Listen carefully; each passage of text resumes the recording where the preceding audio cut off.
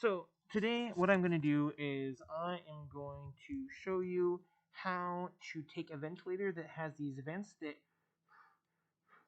let your breath out, and I'm going to show you how to make it so that it's actually more COVID safe. I am not a doctor. I am not going to claim that it makes these masks way better. I'm not even sure if this is a n-99 face mask, because I bought this several years ago to reduce smoke inhalation when where I live we were having smoke from a bunch of fires. And I expect to probably have to use that. Maybe not this summer because I'm expecting the weather to be really weird with CO2 levels changing possibly. It's an interesting time for science. But the big issue with these vents is that when you're breathing out, they use this ventilation because this is not for medical use. This is for industrial use, or just going for walks. You're not worried about spreading things because it's not meant for medical. The big problem is if you're sick, even if you don't know it, and you breathe out and it goes out that vent, there's no filter. In fact, it kind of concentrates it. Let's see. And it shoots it a little bit down, which can be an issue, especially since as an essential worker, I go to people's houses and fix their computers. Um, Speaking of which, if my audio is quiet, I do apologize. I am having a problem with my computer where my microphone, if I want to make my microphone pick me up properly, I have to, I just remember to speak up. Usually I don't speak that loud. I'm in the backyard. Um, but if I fix that, it turns my audio off. And so I can't hear. So then I can't edit the video, and it takes like a half an hour to fix. So, the computer company is fixing that. Anyway, so there's a few things about this. There's actually two steps to make these safe. One is to make it safe for other people, and one is to make it safe for you. First thing to do is to turn these vents inside out. Now, these ones are easy. I don't know how many other, or how other masks work. This one just, it has an open close. Incidentally, if you have it partially closed, when I first had these, it was actually making it harder to breathe. So you take it out. This raised part actually very specifically, and this is actually something that may help a lot of people who have masks and who find them to be hot, because you can actually modify them to help cool you down. This raised not pit, I'm gonna place on the inside of the mask. This is where my nose goes. So I'm gonna place the larger parts more down below. The reason why is because here. Oh, first, so these little tabs have to go in. Incidentally, if you ever have to like get something to fit and you don't have a good angle, you can just kind of gently turn it until it sits in. There's a really good snap. You can just turn it to closed.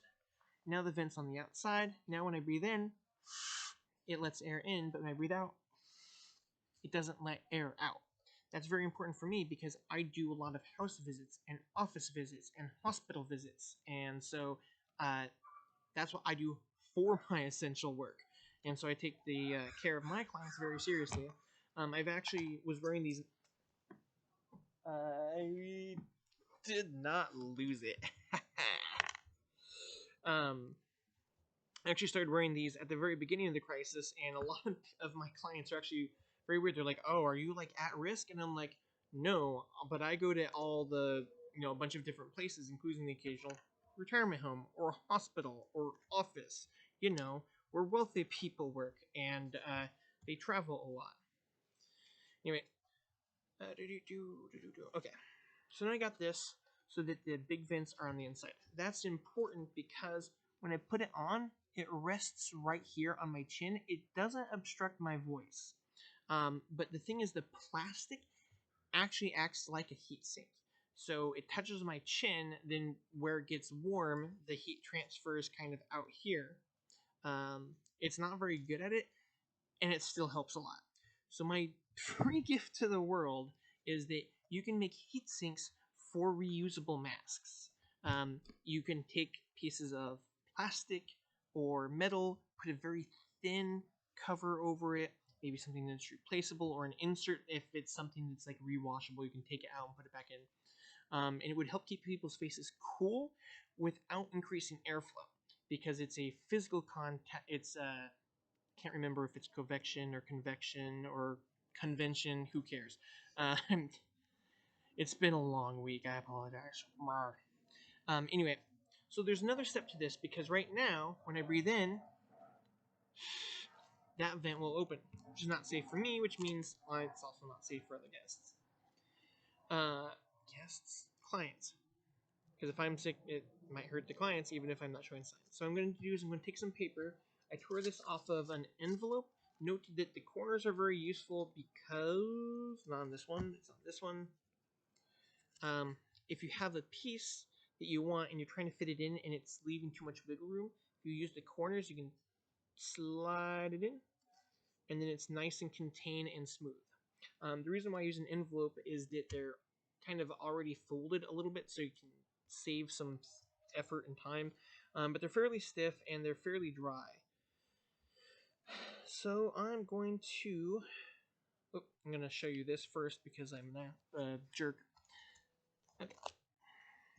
Velcro was sticking to me. So you want to slide it in under. I reckon you can see kind of there how it's moving the plastic. So you actually want a little bit of a stiffness, because if it's too wiggly, what will happen is that will bunch up and you'll just leave an open hole, and that's not what you want. So you want it to be flat, and then you want to test it. Incidentally, one option is to use fabric covering something a little bit stiffer, because the fabric will act as a filter as well. The paper, not so much. Let's see here. Not getting a lot. I'm actually... it's actually... Is this even closed? It wasn't closed. That's better. I'm actually getting just a little bit up here, which means it's actually going through a filter, because when it's closed, the angle of the fabric actually keeps the side closest to me tighter, which is good. But that's working very well, so I'm going to stick this other one in here and make sure it's lined up for my chin. And now I have a reusable mask that's for smoke inhalation. It's not N-95, but it's better than just basic cloth. And the reusable masks that my work sent everyone, including me, shoot on my face. They're really good about up here for me, because I can pinch it right, but it leaves this kind of open. Here's the thing when working about computers. It's technology. People like technology. People stand behind me and like, oh, what are you doing? Even if they're wearing a mask and they have their face moved away. If my breath is shooting at them, one of the reasons it's not the reason I wear a hat, but it's a nice reason why I wear a hat. Bonus. Hat bonus. But this is better for my clients, I feel. There's very little breath coming out.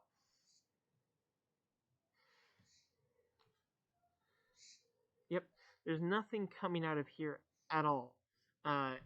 So the paper in the way, absolutely a bonus. Now there is a little bit of suction, so it's not absolutely perfect. I should be using fabric, but I feel more safe with something like this, where it's multiple layers. Yes, there's holes there, it doesn't work. But this should be safe, it should be reusable, it's comfortable, and how I turn these inside out and the angle I used helps keep my face cool, which is fantastic, especially because when I breathe in just a little bit, that airflow helps keep the plastic cool, which then cools my face.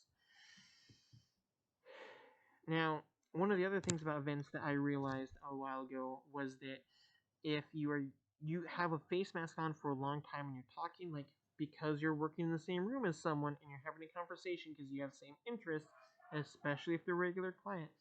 I actually noticed one time the vent had collected a lot of moisture. It actually dripped. And so I had cleaning stuff, so I cleaned it up right away. Incidentally, after that, I found out that 100% rubbing alcohol is not the best. don't know why I was using that for so long to talk. I'm very, very sorry. Again, long day, week, month, year, millennia, whatever. Um, but if you use those vents and you're talking in them a lot, they the moisture condenses on them because they're cooler, and then it can physically drip. It's just not what you want. You don't want salty saliva.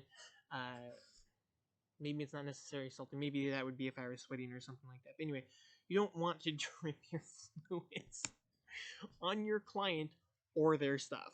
That is not okay.